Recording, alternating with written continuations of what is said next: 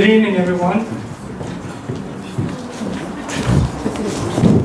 Good evening, and thank you all for coming. It is an amazing pleasure to be in Moscow for the first time and see such a huge crowd this late tonight.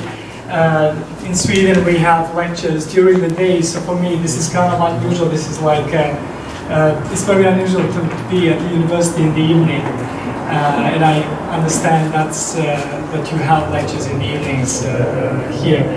I want to thank the Faculty of the Humanities and the Creative Writing program for inviting me and organizing all this, inviting all of you.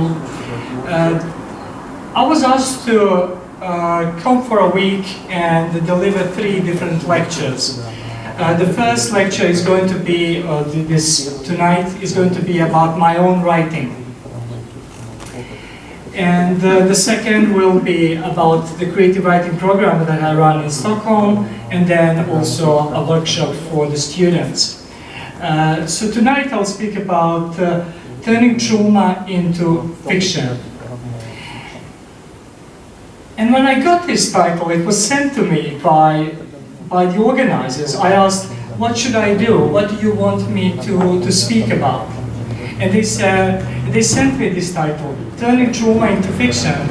And I was really struck by this. Like, okay, well, this is what I've been doing for 15 years, and somehow I have never spoken about it. I've done a number of interviews, talked to people, but I have not spoken directly, specifically about trauma and turning trauma into fiction. And that was my first reaction. It was like really good, after 15 years, interesting, finally. But at the same time, I was also struck by something else, and that is the word fiction. Because at first I was like, oh, what does this mean? What are they suggesting to me? Why did they choose the word fiction? I have written fiction, creative non-fiction, and so on. The first instinct could be that, okay, we have this thing which is trauma, which is something that is so not close to you, not a part of you, but what defines you, what is you. So if you've experienced trauma, that's what you cannot really separate it from yourself. It is like being submerged in water. It is just part of your entire being, and it's always there with you. So what does it mean to take that and turn it, that which is true, and turn it into something else? Not just another medium, something that is different from it, but also fiction. And fiction means a lie. So it's really easy. So turn something which is true into a medium that is lying, in a sense. And is that wrong? Is that? I think what the organizers meant is turning trauma into narrative, into story. But I really want to stick to the word fiction because I like this doubleness, that it's both story and also that it implies a certain kind of fabrication or lying. And this idea, in fact, the famous Bosnian author Alexander Hemon, who lives and writes in America, he was asked, why do you write these stories which are like hybrids between fiction and non-fiction, autobiographical fiction? And he said, well, in Bosnia we don't really tell them apart. We just tell stories. And I kind of like that. And I also like what Salman Rushdie said about fiction, and that is, it's a lie that tells the truth. It seems to be a kind of a paradox here. But it is a lie that tells the truth. And I'll come back to that.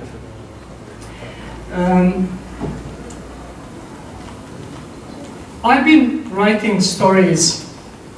Here are images, some of my books, short stories, novels. The one in the middle is my first novel.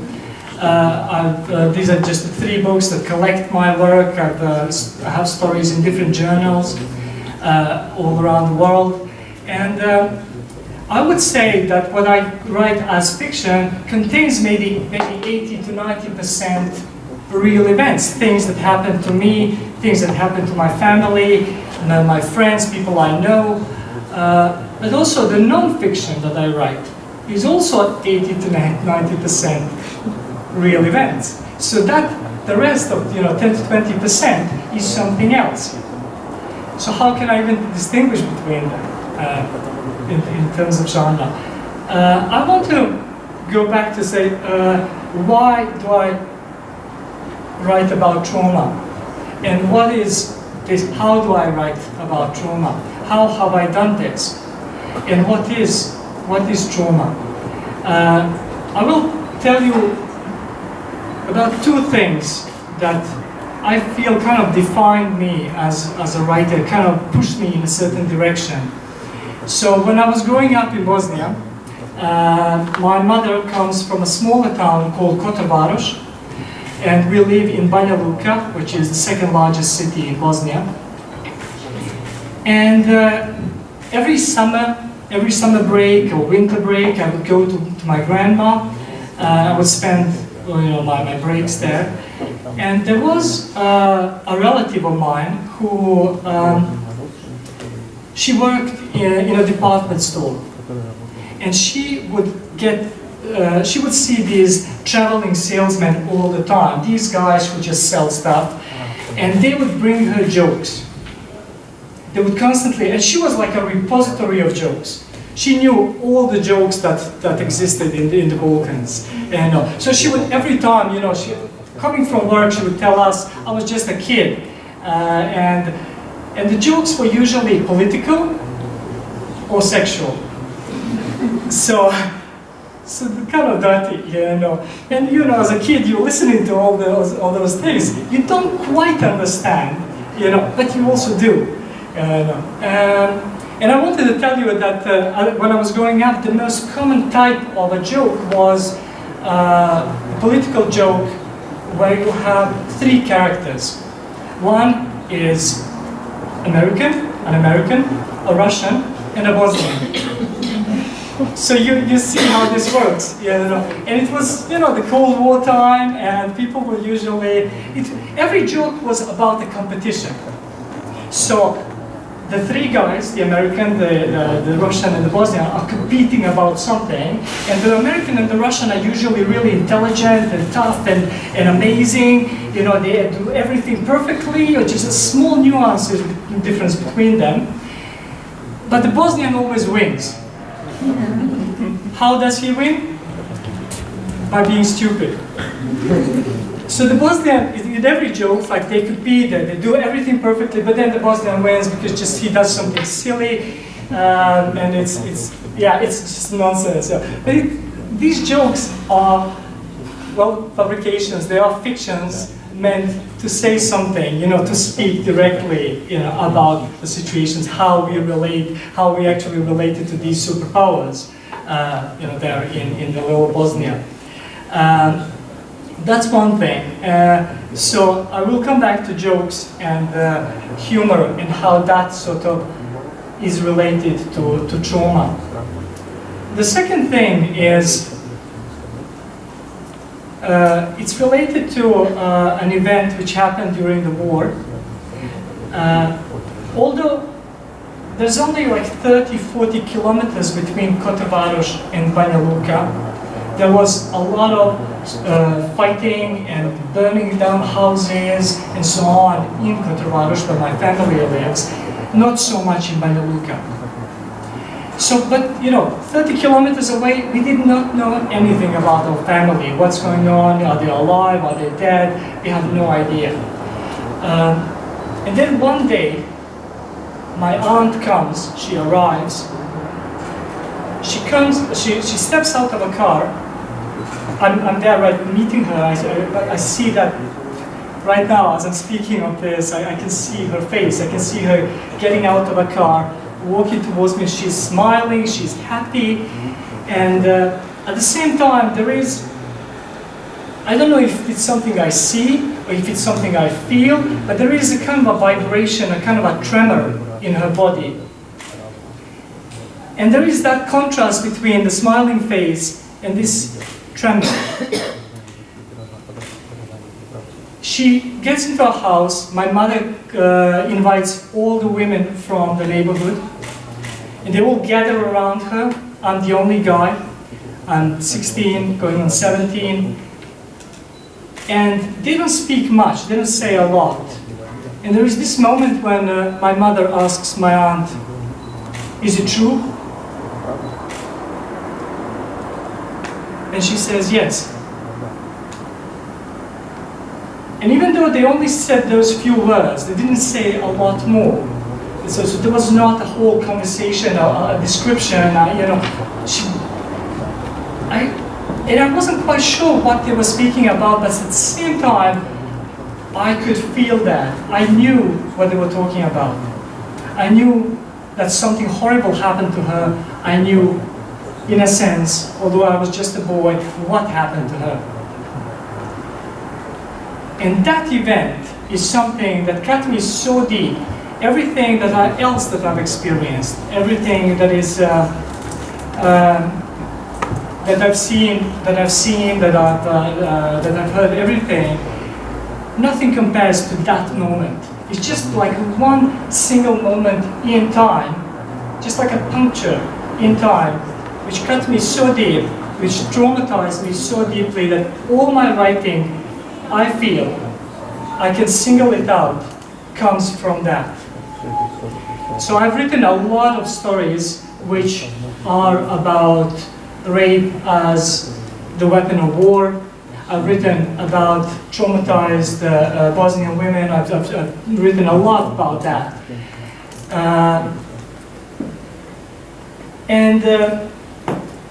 So everything's in a sense connected to those things sometimes. So all fictionalized characters. But so those two things, the event, you know, what I experienced, you know, this relative telling jokes, and this singular small event which happened, and she telling us that. So when I came to Sweden, I felt I could not speak. And there's something like the lack of language, something that the language is failing you. I was walking around in a refugee camp, and I would look at things, look at my mother, and I know the word mother, but the word somehow is disconnected from her. The word tree is disconnected from the object, the thing, tree, stone, and so on. And this feeling that words are disconnected from things, that you cannot really speak about. How do you actually speak? When you're traumatized and when you are in this state, language keeps failing you, and in a sense, you have to make an effort. You have to kind of break out of this and get out and find a way to use words again. To make them meaningful again. It took me many years, and I had this desire. I wanted to speak, I could not speak. I wanted to have a voice, I did not have a voice. I wanted to give voice to those who didn't have voice. How do I do that? And is that okay?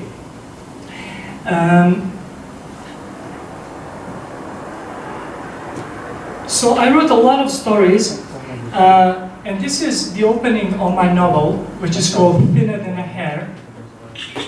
And I want to talk a little bit about this text here, just analyze it a little bit, how I tried to convey. And because the main thing about trauma is that you do not want to talk to anyone, but you need to talk to everyone.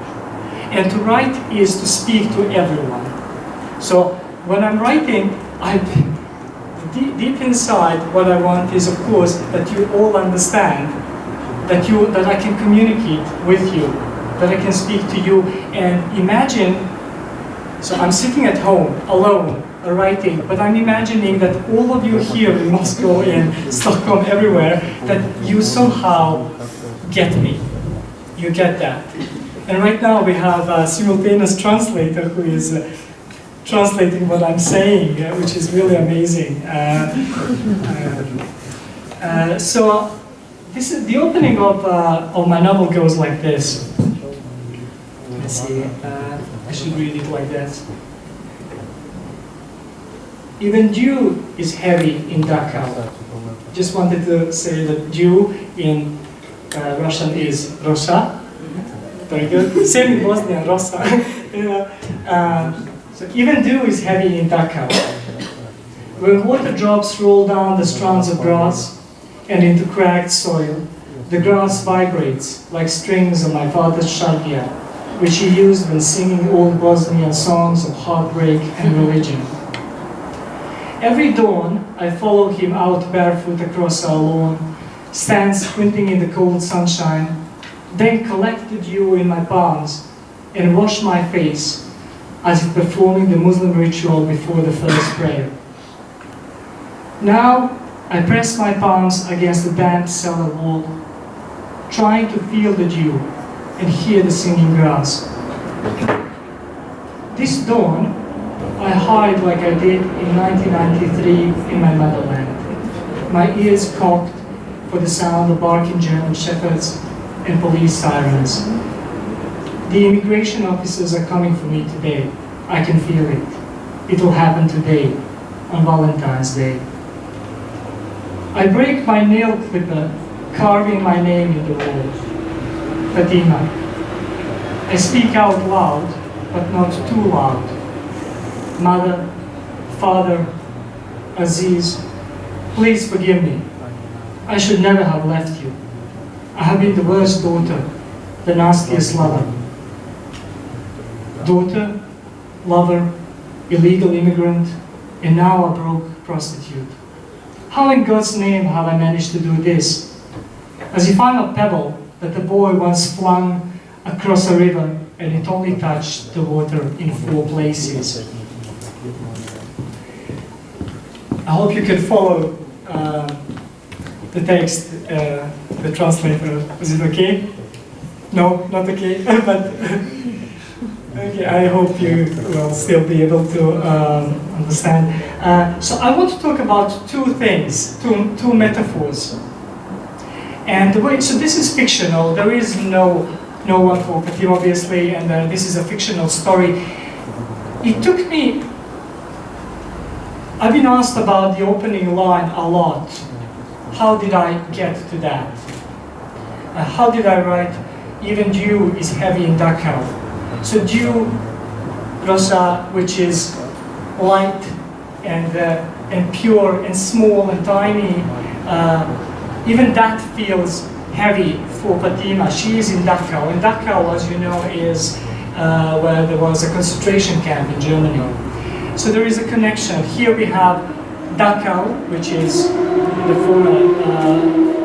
former concentration camp, and we have a Muslim refugee from Bosnia in that place, feeling that even dew is heavy. So she doesn't say, I'm really sad. She doesn't say, I'm depressed. She doesn't say, I'm traumatized. She is trying to show somehow, through language, she's trying to find the language to show you how she feels and what it's like. And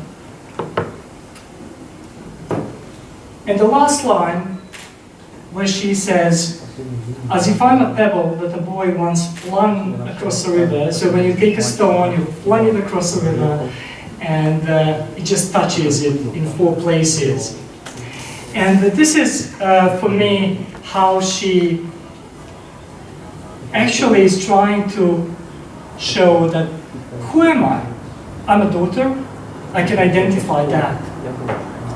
I need to identify myself. I need to know who I am. I'm a daughter. I'm a lover. I'm an illegal immigrant.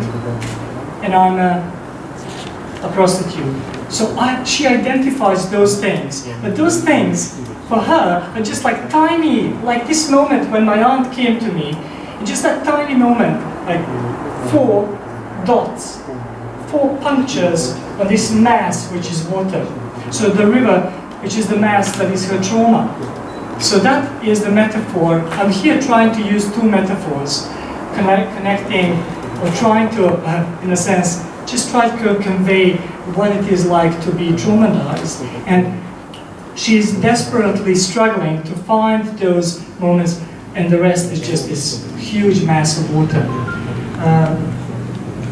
It took me years to get to this opening. I had to write the entire novel. I rewrote it. It took me a lot of time to go through this material, and then this was the last thing I wrote.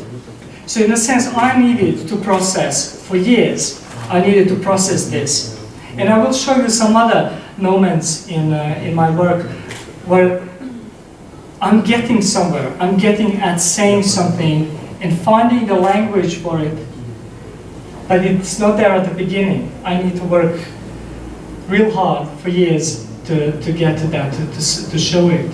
Now, I'll just say something about the title. The title, Thinner Than a Hair, comes from an expression which is related to Sirat Bridge. Now, what is that? In the Islamic religion, there is the idea of the afterlife. So, Sirat Bridge is this bridge to the afterlife, to heaven or hell. And it's said that it's thinner than a hair and sharper than a sword. So it's really sharp.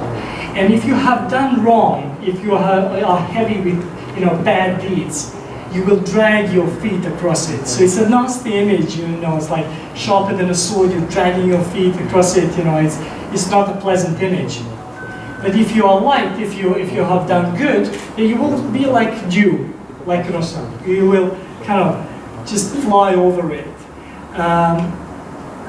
This actually comes from a scene which happened to my grandma, and the woman I mentioned at the beginning, the woman who used to tell jokes.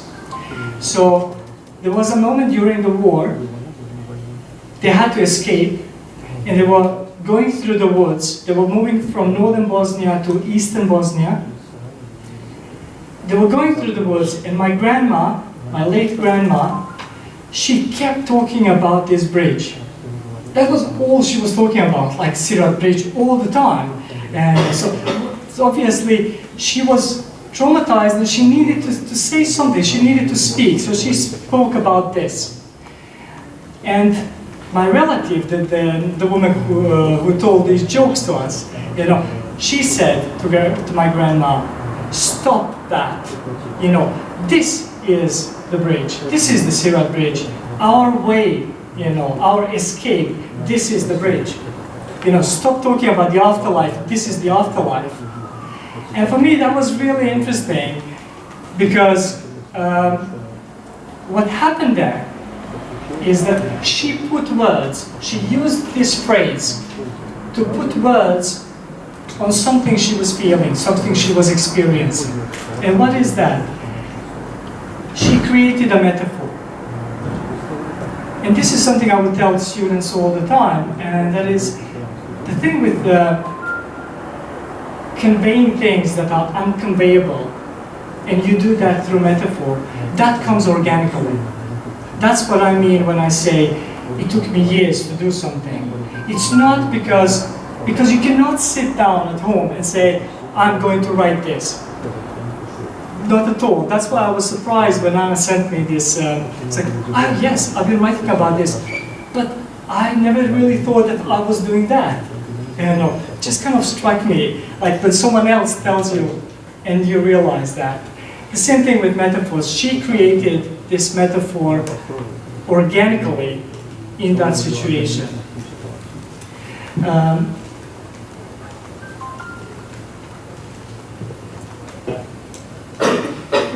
So of course for me, as I was writing, I wanted to write these stories which were really heavy and dark. And you have this sense, and I'm an author, I have glasses, I have a literary beard, so I want to appear serious, to give a serious picture of what happened in the war. War is not a joke. But at the same time, all these jokes kind of sneaked into my stories. Because I grew up on them.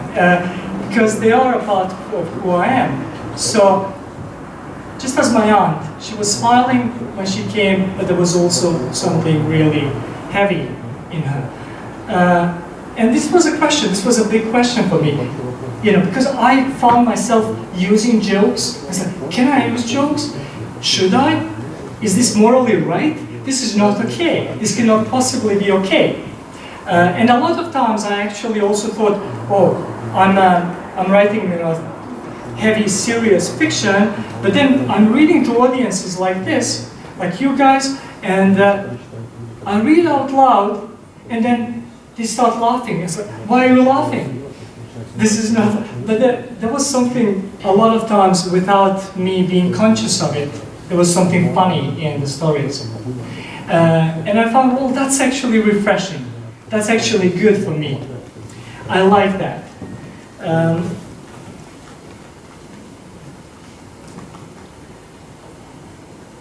This is a little bit from a story called How to Fare Well and Stay Fair. That's the picture of my father, which I took in a refugee camp in around 94, I think. And I wrote this story in 2012. So it took me, 15 years to actually write about that event which happened here. It's creative nonfiction, as we say in English, creative nonfiction. For me, it doesn't really matter, and I'll show you why and how this is related to the title of Turning Trauma into Fiction. So, in this scene, I'm actually writing about my father, how I want to take a picture of my father using an old Hasselblad camera. How many of you know what a Hasselblad camera is? One? Fantastic, at least one. So a Hasselblad camera is a big, kind of chunky camera. You take a picture like that, and it's very hard to take pictures. It's not like your phone, like snapshots and so on. It demands patience. And I found it's like an artistic camera. And it was the camera I used to take pictures of the moon, I think, and so on, famously. And I had this amazing camera, and I want to take a picture of my father, and the scene goes as this. This is how I describe the scene. So it's turn my back to you. So bring your father with you deep into the woods, where you found an old frozen cabin, snow up to the windows, cracked and dirty.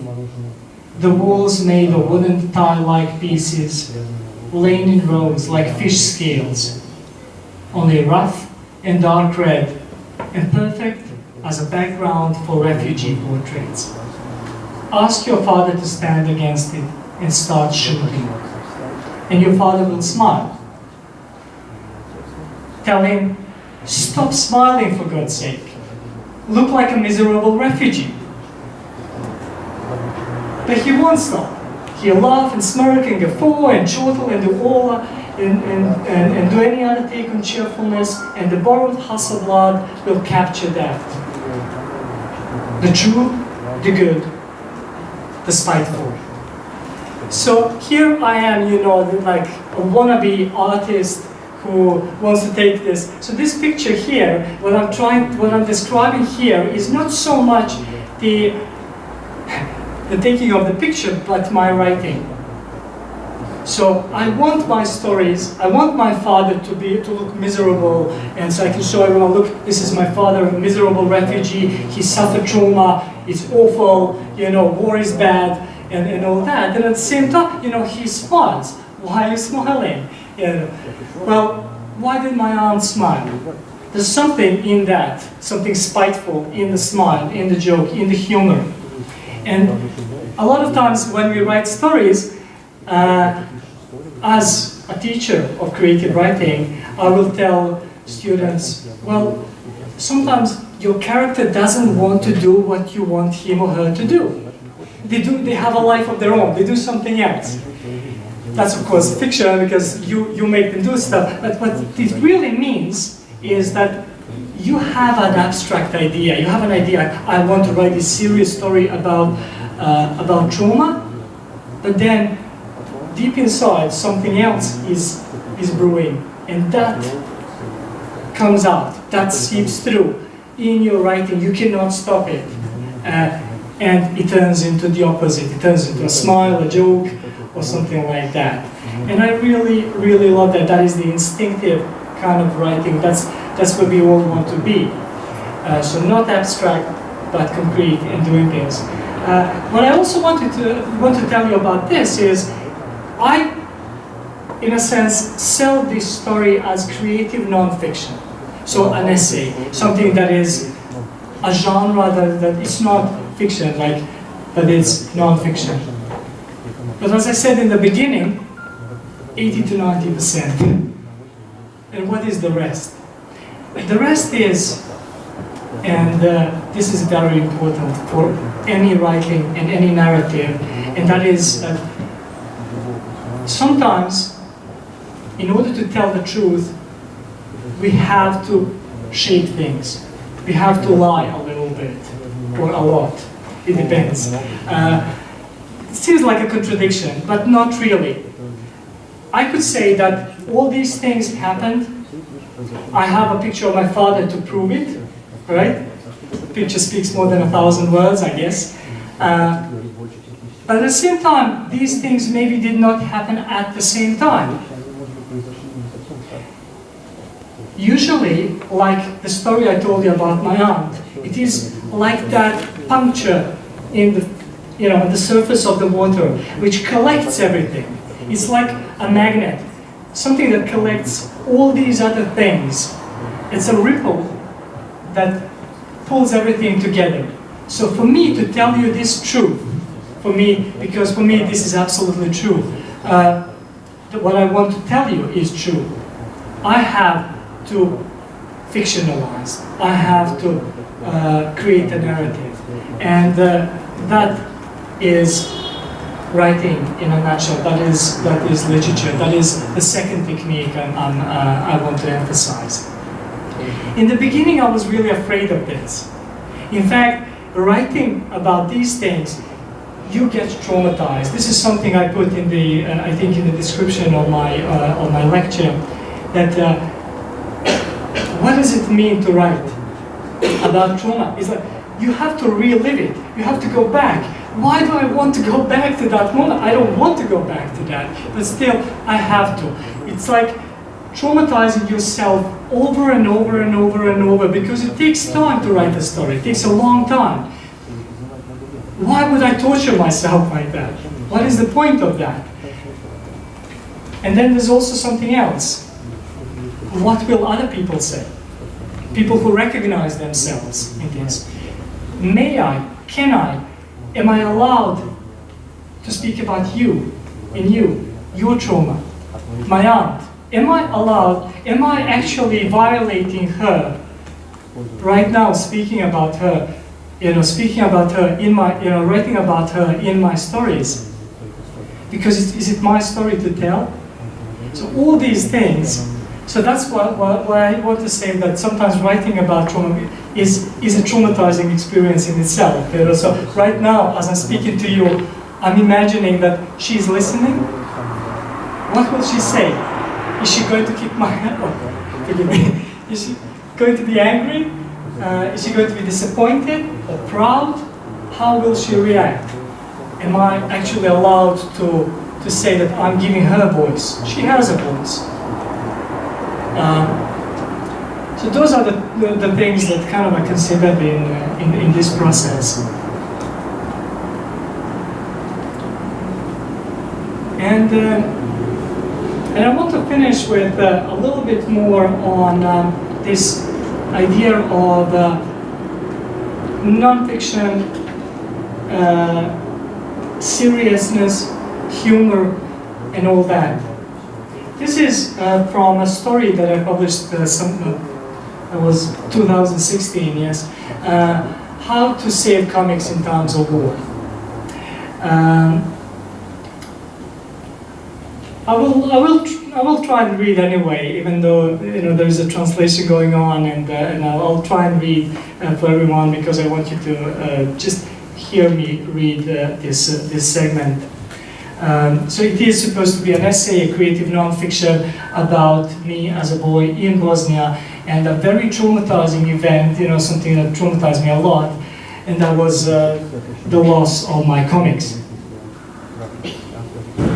So when the war in the Balkans started, my best friend Armin and I was so worried the soldiers would destroy our comics that we started thinking of the best places to hide them before we had to leave the country. So if we ever came back, we'd find them still well preserved, or at least in the shape of smelly and exotic artifacts, like old scrolls from Indiana Jones. The war was getting nastier, but Armin and I were not afraid. We'd drive around on our bikes as if the infamous red van wasn't roaming around looking for nice punching bags. This was a famous band. They would just pick people from the street and beat them up, or take them to a concentration camp. If the weather was nice, I would help Armin take his 2 goats. He doesn't like that I put this about the goats. He doesn't like that at all. High up onto the mountain where we talk comics, and even try and learn English to be able to read an amazing edition of the Fantastic Four from the 60s. Jack Kirby at his best. Did I say we had no fear? I lied. We feared for our comics so much I would deplete my father's car battery, to which I'd connected a small bulb to read my books over and over until I'd memorize every page. So there were these power cuts during the war, no electricity, so we just have a car battery, a small bulb, or a lamp. The power cuts were too long, and it was hard to find ways to recharge the battery. Small river turbines were didn't always work. And I poured all old engine oil into a lamp and used it at night in the attic. The walls were black, and I'd cough, but I couldn't stop reading. So I would use these like old engine oils, like really black smoke, from the lamp, and I would just like try to read my comics. And this is what happened. So how did we save our comics, our collections? We loaded them on a wheelbarrow and went to a shed Armin's family had in the woods somewhere on the mountain. But when we got there, we realized that place could be blown away by a big bad wolf, and our poor little comics would be destroyed, or God forbid, eaten up by wild beasts. So we tried a few other equally silly plans, and the people in the street would watch us like the freaks we were, pushing the wheelbarrow up and down the street, looking for the best hiding place. Grown-ups were burying gold in such stuff, so hiding gold, all the valuables. My mother buried some, and she never found it after the war. I think my uncle buried a VCR. I came up with the idea to pack the books in waterproof bags and sink them all into a septic tank. The soldiers wouldn't check the shithole, right? So septic tank is the shit. So I packed all the comics, put them in to save them. We did that, and then since it took a few more months before we actually became refugees, I was getting so annoyed because I couldn't read my comics, and I had a sneaking suspicion the bags were not as shit-proof as I thought they would be.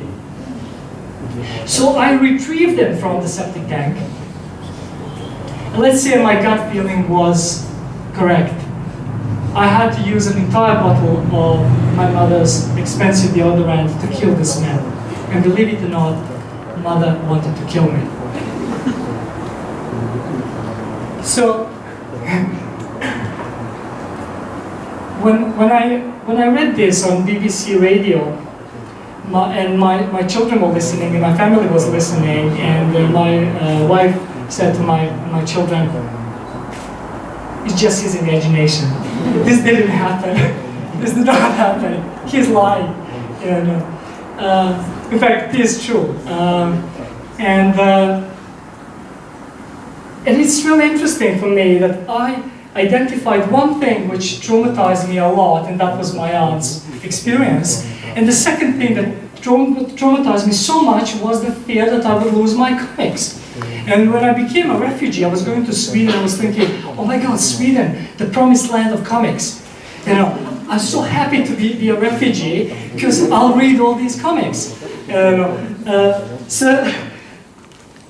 So really, I felt, you know, having had this idea of myself, you know, I want to be a serious author. This too is serious. I'm dead serious about this. Both those things, both not equally traumatic, but traumatic for me. I feel very important to tell the truth, because if I cannot laugh at myself, if I take myself too seriously, how can I honestly, truthfully write about trauma? Thank you so much for listening.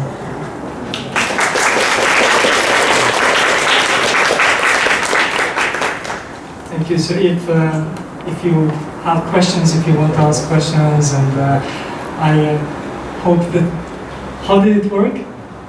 It worked well? Okay. Yes, please. So was your friend enlightened about the goats? So yes. What was wrong with the goats? Ah, yes, of course. So we lived in a city called Banja Luka, but kind of a little bit outside the city. And a lot of, so in Bosnia, usually people would, if you want to like hurt someone, you call him a peasant, you know, and if, so in a sense, maybe it was a little bit kind of a bit shameful for him to, like, oh, you know, I had goats, you know, but, you know, now I live in Stockholm, and, you know, I'm from a big city, and so. Having goats was something wrong. Yes, in a sense, yeah, in a sense that would be kind of looked down upon, to have goats, to have, to be like a peasant.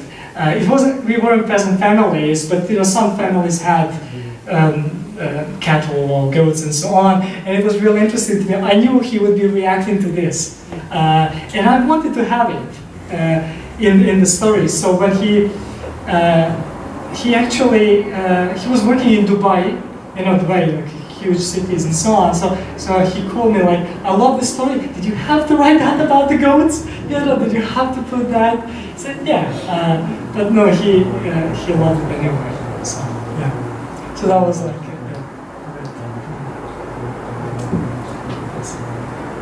Yes, please.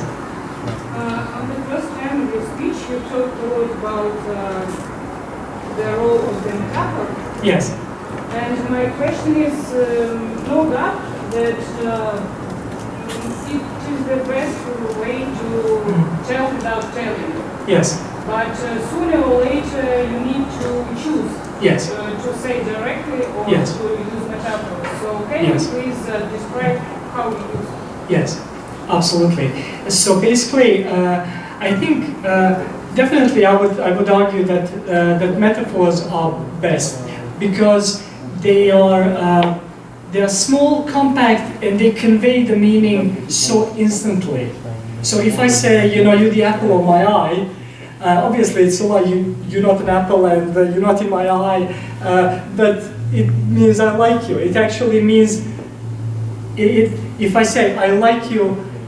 And if I say you're the apple of my eye, everyone will understand I like you a lot more than if I just say like, right? So obviously that is, in a sense, what we want, but we cannot have an entire text made of metaphors. That would be ridiculous, right? So what I was trying to argue is that you work towards a metaphor, you hope for a metaphor. So I write all these scenes, like this scene and all the other scenes. I just write what happened, I describe things, and so on, and rework them, and so until, like in the situation I was describing in the woods, it just happens. It happens. It comes organically out of the situation.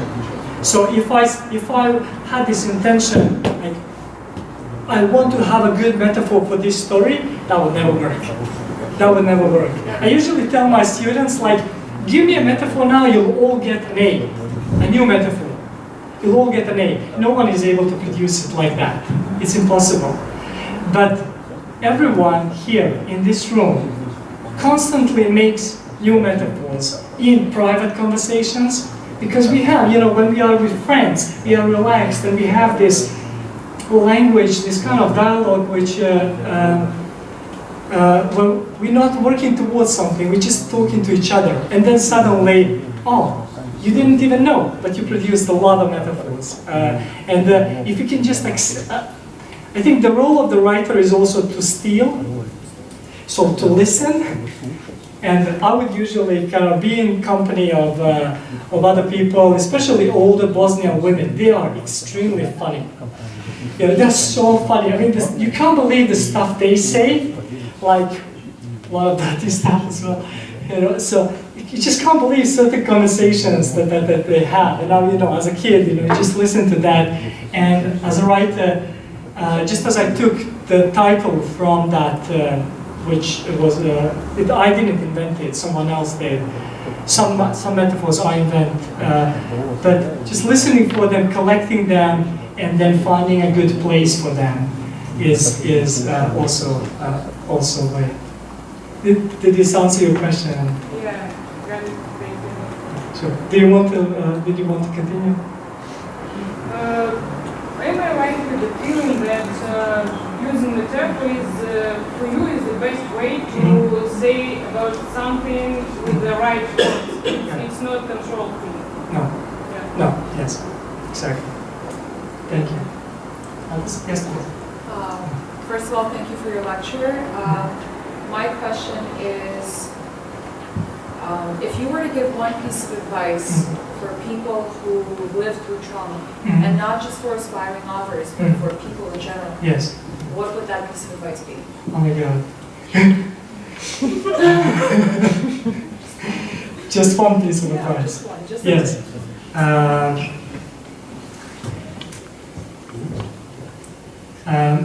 This may sound a little odd, and people might think you're crazy. Yeah, but talk to yourself. speak to yourself like you're hearing voices. Like you're crazy. I know. Okay, yes. So don't be ashamed of that. It is something I discovered. I would walk in these Swedish woods. The air is, when I arrived, the air was so clean, too clean. It hurt my lungs, and I would just walk around and just talk to myself, or just try and recite all the, because in Bosnia when I was growing up, we had to learn poems by heart. That's not something Swedes do. So maybe reciting or anything. I just try to speak to myself, and I'm sure people have seen me, thought I was crazy. Probably I am, but it was, definitely, because writing is about also hearing voices, metaphorically speaking. Yes. Is that is it too weird? No, that's actually a very unique answer I didn't expect that. Okay, thank you. Thanks. Yes, please. So, writing in your native language and then translating stories into English, do you think it's a good way of starting to write in English, actually? Okay, so I wrote these stories in English, I did not translate them. And this is partly connected, I have never done translation. I've never written something in one language and then translated into another language. Actually, I'm lying. I did that recently, and it's a long story. Just recently, You just caught me lying. And I did that recently. But these stories, from the beginning, I decided to write in English. From the beginning. So I learned English when I was around 21. And my mother tongue is Bosnian. I studied Swedish, obviously, because I'm in Sweden. But as I said, you remember I said in the beginning, I felt like distant. The language felt distant. And for me, that perhaps would be a second piece of advice when it comes to writing trauma, is that I felt that my mother tongue was too close. After I overcame this feeling of existential angst, I just couldn't write in my mother tongue. It was just too hurtful. So I needed another language which was a little bit distant, a little bit foreign. And for me, that's how it worked. That's how I kind of went into this. I have never done translation, so I can't really give you a good piece of advice on that. A friend of mine from Ireland, Hugo Hamilton, a famous Irish author, he spoke Irish, German, and English. And in his head, he would usually, he said, translate from Irish to German to English, like double translation. I've never done that, so I don't know how that works. Usually, if I speak or if I write in a language, I also think in that language. Yeah, that's just how I kind of approached it. I don't know if this answers your question. That but, is actually very personal about the thing that you cannot express things in your own language. Yes. It's the first thing. Yes, it was just a weird feeling. I don't want my compatriots, to get me wrong, but when I was writing in Bosnian, I felt disgusted.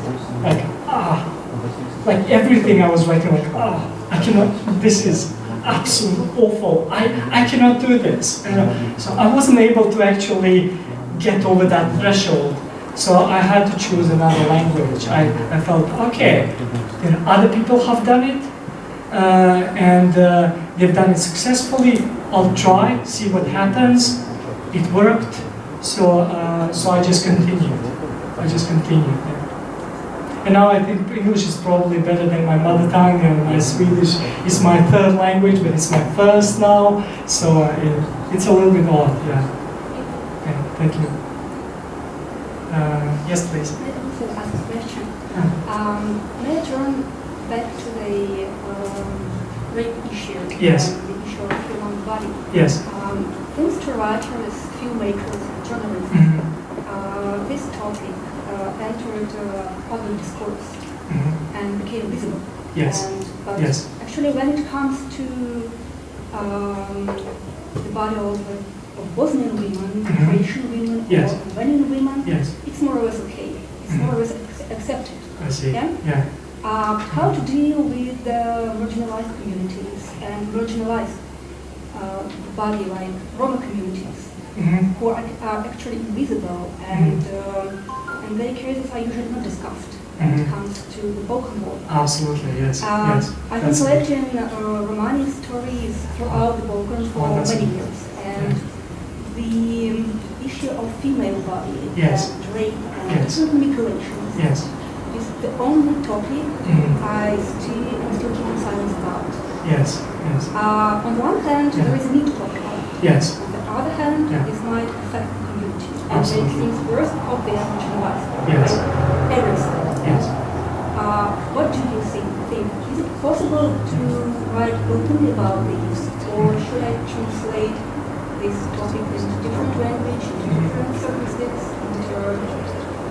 about lying down or creating? Yes. I would say just dare and do it. Just do it, because this was an issue for me as well. And I think one thing that was accomplished, from the Bosnian war was that rape as a weapon of war was recognized for the first time in the International Criminal Court, and a lot of women actually started speaking about it. Many did not, just as I was describing, not we have not spoken about this in the family, like for years.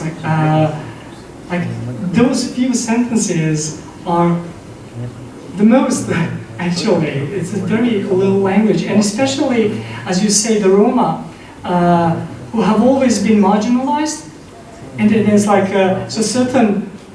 There is a discrimination between different female bodies as well, and this idea that also a guy writing about this, is this okay for me? This was a huge, difficult issue, and I thought I'll do it and see if if people beat me up. I don't care. I need to do this. So I'm quite sensitive to anything concerning to kind of harassment and anything that. All these new revelations about the Me Too and the revelations about harassment and so on. I spent a lot of time writing about bodies. There's a lot of, and also, so this character Aziz in my novel is a hermaphrodite. So it's a kind of double-gendered character. There are no such characters in the Balkan literatures, not that I know, nothing that I read growing up and so on. So I kind of went for that. And I wasn't thinking, it was only later when I wanted to publish my stories and send them out that I experienced this fear, like, oh my God, everyone will say, how can you do this? You cannot write this, you're not allowed to, you cannot write like a woman, from a first person point of view and so on. But working, I wasn't thinking about that at all. It turned out, okay, it turned out well, I was lucky. But I still feel that. I still feel that's an issue, and I feel that a good friend of mine, Vanessa Gebi, who is an English author, she told me, just go ahead and do it, don't be afraid, never be afraid. So I would read the stuff about the septic. It's embarrassing for me, but I'm reading it to you. It's like it's okay that I'm embarrassed in front of you. It's reading some other stories as well. Exposing myself, I think, is essential, and that's what these stories are about. We are vulnerable. Trauma makes us vulnerable, but it's okay. You see that I am, and that's okay for me. Yeah. I don't know if that. I'm just afraid that the Roma case did not cause empathy. I absolutely understand what you mean. That's the problem, the main yes. problem, Yeah. that will make things worse. In fact, this is related to one case, and partly also a reason why I wanted to write the way I wrote. Just before I wrote one of the first stories which were about that event, I heard about these refugees coming from Northern Africa to Spain, I think, or Portugal. I can't remember the place. And there was this article about these women. They came, they sought asylum, and they spoke to the judge, and they said, well, we suffered rape and all these things. And the judge replied, oh, I've heard that before. I've heard that before. It's like a cliche story, So for me, it was like, wow, but it's true. It's true. It happened to this woman. So now you deny her asylum because you heard that story? That's like a cliche story? That is awful. How can I write? How can she speak? In what way can she speak so that you will empathize with her? I think that's exactly the case for the Roma. It's a lot of people would find it harder because of prejudice to empathize and to see them as equal bodies. Yes, it's really tough. You'll have to find your way to do it. Somehow, yes. Yes, go ahead. I have stories finally translated to a native language and visited Bosnia. Okay, yes. I usually say that one of the reasons I write in English is so that my mother cannot read them.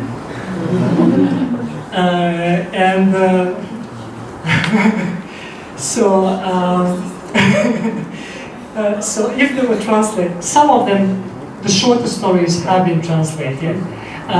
The problem was, a lot of times, was that the Bosnian publishers expected me to translate them, and I didn't want to do that. These people felt like, but I didn't feel like I could, or I should translate them. So that never happened. Just a couple of short stories in different magazines, but my mother hasn't read those. So I kind of like this, that I'm a little bit anonymous through a different language. It does feel important for me that eventually they do appear in Bosnian, or any other language, but somehow I'm split. I want it and I don't want it. It's important, but also like, that's how I feel about that. Yeah. I can tell you just briefly about one translation. One short story was translated for a collection of diaspora literature, like a big collection of all kinds of stories from the diaspora. And the translator, I was not pleased with the translation because it was a little bit too literal, and this may sound odd, too respectful. I felt that the translator was too respectful of the text, too afraid to take liberties. And in order for that text to become alive in another language, she needed to be a little bit disrespectful, to actually take some liberties with everything to make it alive. And that's how it kind of, it was a bit of a failure because it was a little bit too, the transformation, just as trauma to fiction, the translation was a little bit, not enough of transformation. Yeah. Yes. Yes, please. So I would like to ask if there is the last question. The last question. Yeah. Okay. Maybe So someone else wants to ask a question because I always had one. I think you are the last one. Okay, Yes. Maybe are your stories or are your novels going to be translated into Russian? Is it being discussed or has anyone? Well, now that I'm here, I cannot do it myself, obviously. I really hope so. That would be really amazing if the stories were translated to Russian. I would love that, actually. And come back and read them in Russian to you. I would really try and do that just a little bit. Do you have Russian? No, but the Balkan languages, there's a lot of similar words. So for me, just being in Moscow, walking around, there's so much I can read. I can read Cyrillic letters because we learned Serbia using Cyrillic letters. I can read a lot, and also a lot of words that I can actually understand. For me, it feels kind of familiar, this entire place. I said, oh yeah, I know what that means. Oh, I know what that means. And so I think I could, with a little bit of effort, I could probably. Well, Anna will help me. Do you promise? You'll help me. Yeah. I'd probably manage. At least I try. I'd embarrass myself, but I'd try. Well, thank you all again for listening. I hope I didn't tire you too much. So, thank you.